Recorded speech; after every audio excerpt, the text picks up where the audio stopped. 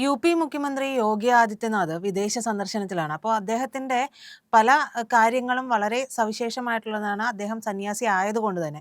അപ്പോൾ അദ്ദേഹത്തിൻ്റെ വസ്ത്രത്തിലാണ് എല്ലാവരും ഇപ്പോൾ പറയുന്ന കാര്യം. അദ്ദേഹം കാഷായം ധരിച്ചുകൊണ്ടാണ് പോയിരിക്കുന്നത് എന്നുള്ളത്. നമ്മുടെ ഇവിടുന്ന് മുഖ്യനൊക്കെ പോകുമ്പോൾ കോട്ടും സ്യൂട്ടൊക്കെ ധരിച്ചുകൊണ്ടാണ്. അപ്പോൾ ഒരുപാട് സവിശേഷതകളുണ്ട് അദ്ദേഹത്തിൻ്റെ ഈ വിദേശ സന്ദർശനത്തിന്. എന്തൊക്കെയാണത്?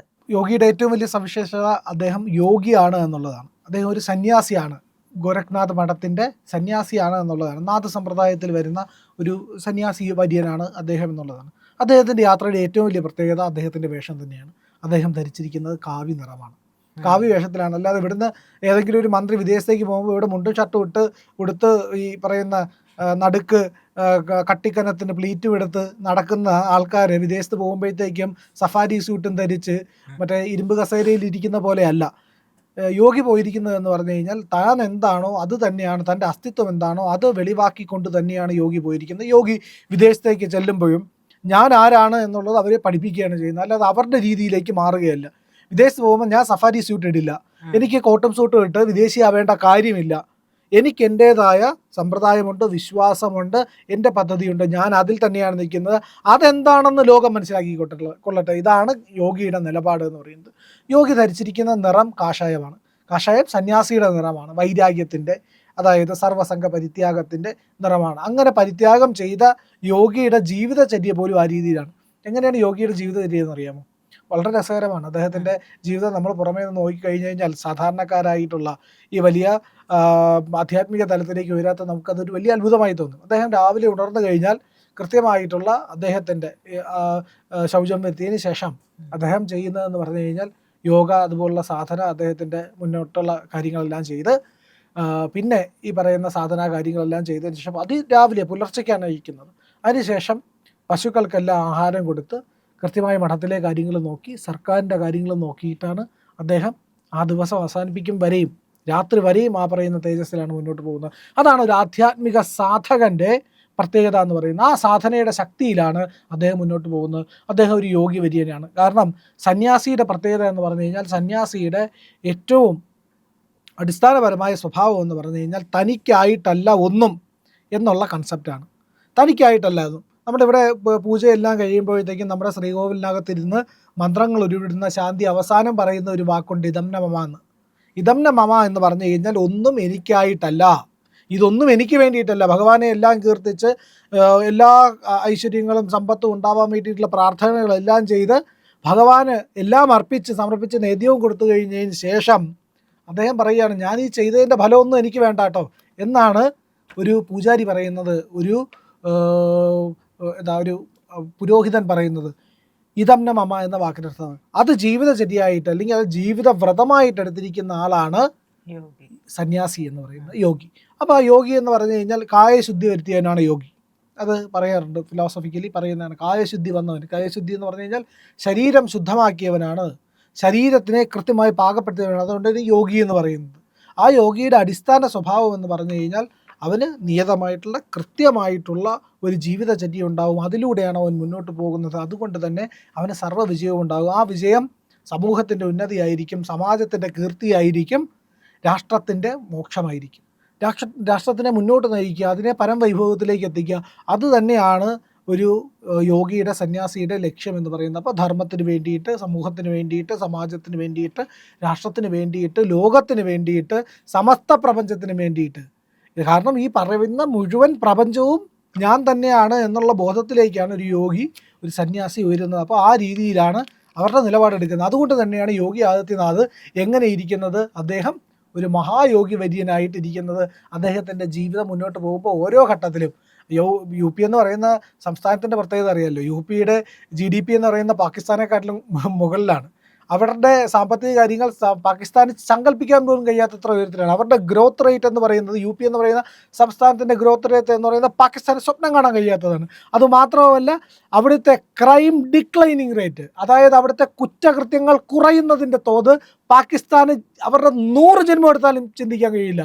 പാകിസ്ഥാനിലെ ക്രൈം റേറ്റ് കുറയുന്നത് അവർക്ക് സങ്കല്പിക്കാൻ പറ്റില്ല. ദിനം പ്രതി കൂടിക്കൊണ്ടിരിക്കുക.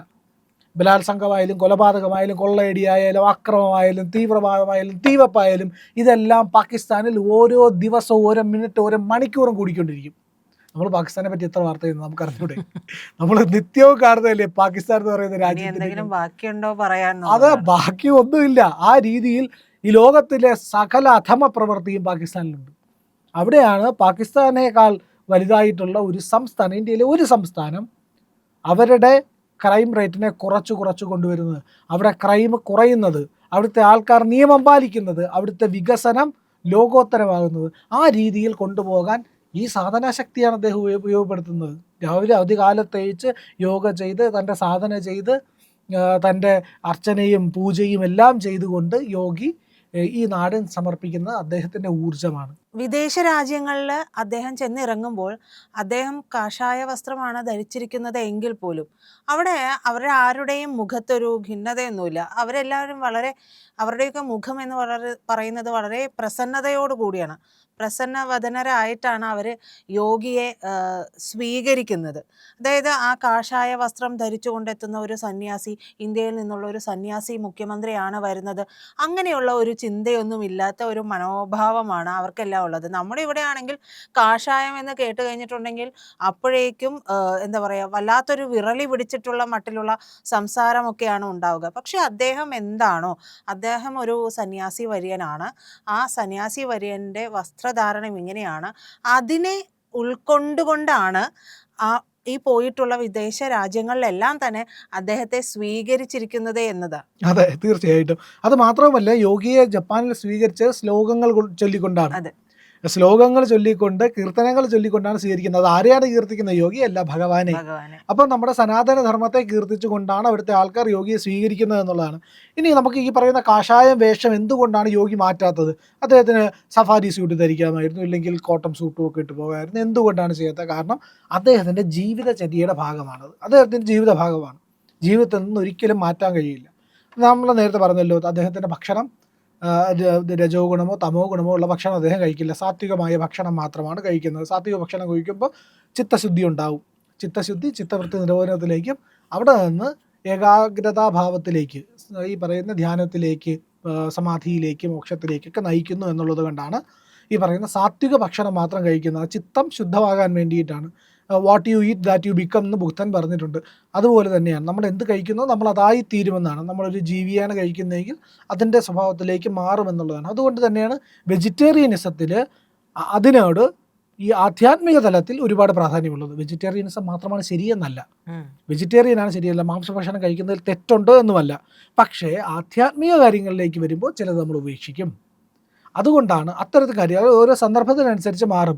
നമ്മൾ ഇന്നൊരു ജോലിയിലിരിക്കുമ്പോൾ മറ്റൊരു കാര്യം ഉപേക്ഷിക്കുമല്ലോ, അതുപോലെ ഈ പറയുന്ന സാധനാ മാർഗത്തിൽ അത് ഉപേക്ഷിക്കുന്നു എന്നുള്ളത് കൊണ്ടാണ് യോഗിയുടെ ഭക്ഷണം അങ്ങനെ.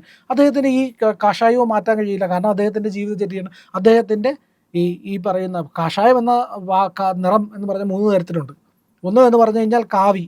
ആ കാവി മഞ്ഞക്കാവിയുണ്ട്. മഞ്ഞക്കാവി എന്ന് പറയുന്നത് ഈ പറയുന്ന ധർമ്മധ്വജത്തിൻ്റെ നിറമാണ്. ധർമ്മധ്വജം ആണ് ഈ മഞ്ഞക്കാവി.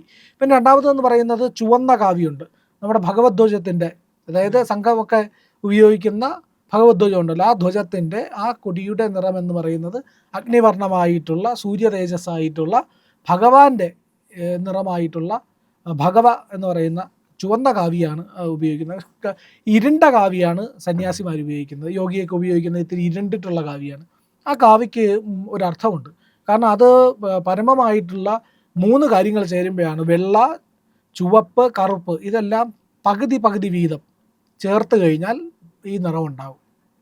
കാഷായം എന്ന് പറയുന്ന ഒരു തരം മണ്ണുണ്ട്, പശമണ്ണ്. ആ പശമണ്ണ് തുണിയിൽ പുരട്ടി ഉണക്കി അതിനെ കഴുകി എടുക്കുമ്പോഴാണ് കാഷായം എന്ന് പറയുന്ന നിറയം കിട്ടുന്നത്. അതാണ് സന്യാസിമാർ പണ്ട് ധരിച്ചുകൊണ്ടത്. ഇപ്പോൾ അങ്ങനെയല്ല. ഇപ്പോൾ വസ്ത്രം, കോട്ടൺ വസ്ത്രം കിട്ടുമല്ലോ, അതിൽ കളർ പുരട്ടിയാണല്ലോ വരുന്നത്. അപ്പോൾ അങ്ങനെയാണ്.